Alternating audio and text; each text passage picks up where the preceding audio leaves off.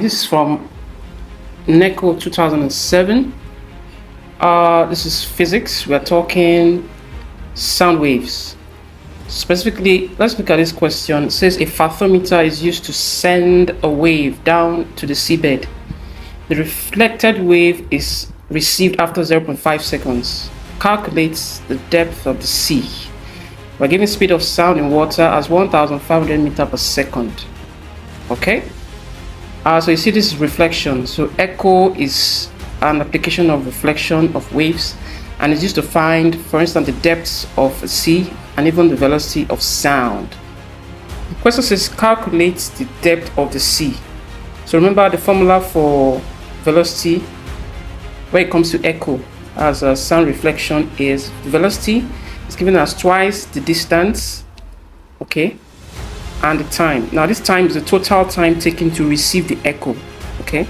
D is the depth of the distance between the source of the sound and the barrier, in this case the seabed, and velocity V is for speed of sound, in this case sound in water.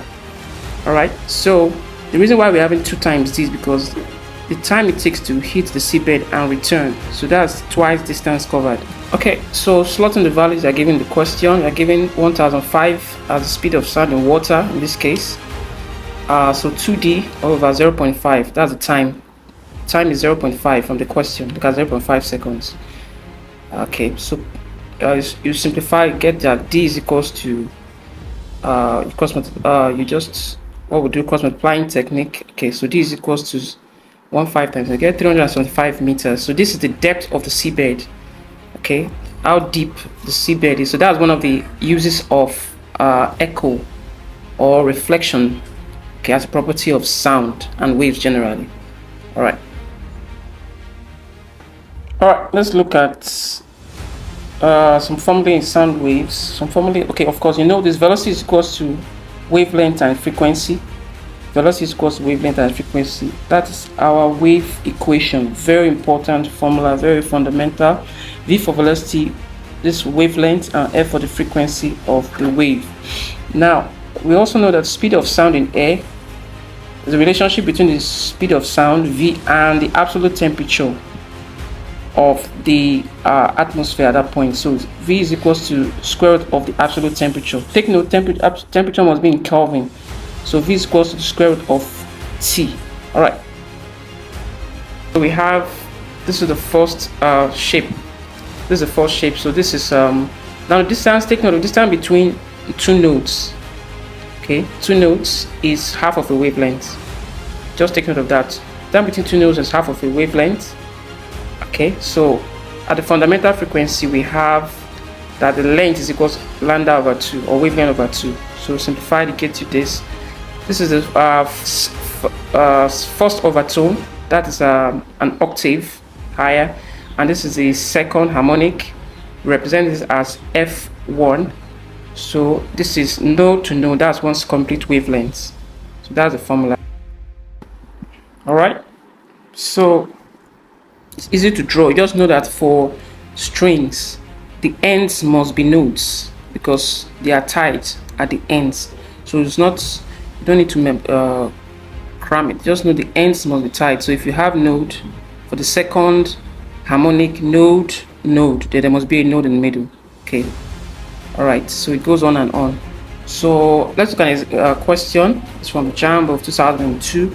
If the tension is maintained on a stretched string of length 0.6 meters, such that its fundamental frequency of 220 Hz is excited, determine the velocity of the transverse wave in the string. So we're given that the length of the string is 0.6 meters. Let's confirm that. We have the tension is maintained on a stretched string, okay, of length this, so that its fundamental frequency is this. So let's do that. So we have the length of string is 0.6 meters. The fundamental frequency is 220 Hz. Now we're told to find the velocity at fundamental frequency. Relationship between velocity and frequency with wavelength is this. Now, fundamental frequency, remember it's a stretched string. So for a stretched string, so we know that fundamental frequency, we have that the length is equals to lambda over 2. lambda over 2, of course, it looks something like this. So node, that's half of the wavelength, okay? So wavelength equals to 2 times L. So that's why we have wavelength equals to 2L. So putting the values, you're giving L as 0.6. So slapping those values, your velocity is given as, or rather your frequency is given as 220. So make V the the formula. This one crosses over, comes here, and then you have this. So the velocity at fundamental frequency, which is what we're asked for, is 264 meters per second. That's it. All right, we'll have some. We can also look at factors affecting frequency of vibrating strings. We're told that frequency is inversely proportional to the length of the string.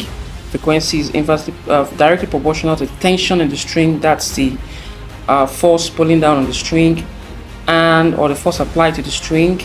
Just think of your musical instruments like the guitar. Then we have the frequency is inversely proportional to the mass per unit length of that string. Okay, so it's inversely proportional to the square root of the mass per unit length. Alright, so bringing these three expressions together, we have that frequency is equals to, we have our constant now, constant because of the constant of proportionality.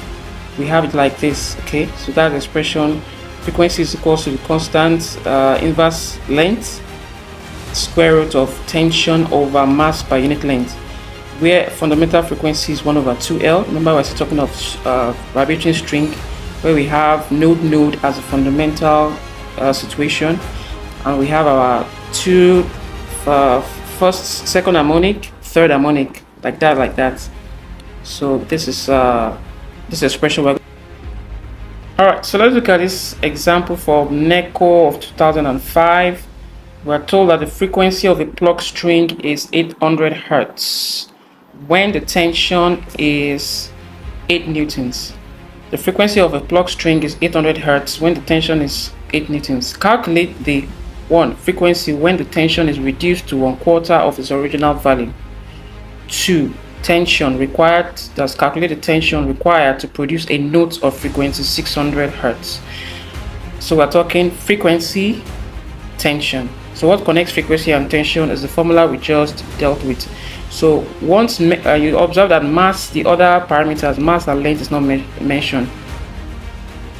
All right, I was saying that we have just frequency and tension in this question. So mass and length, that's the length of the string, and the mass of the string per unit length are not really mentioned. So just focus on frequency and tension, exclude the other letters and parameters. So it looks something like this. Now, since it's proportion and you are comparing two, you can write your expression like this. Okay, so F1, initial frequency, final frequency, initial tension, final tension. Remember, it's direct proportion, so that's why it's like that. It's direct proportion. It's not inverse like this. All right, so we have, so it's slotting the values you are given.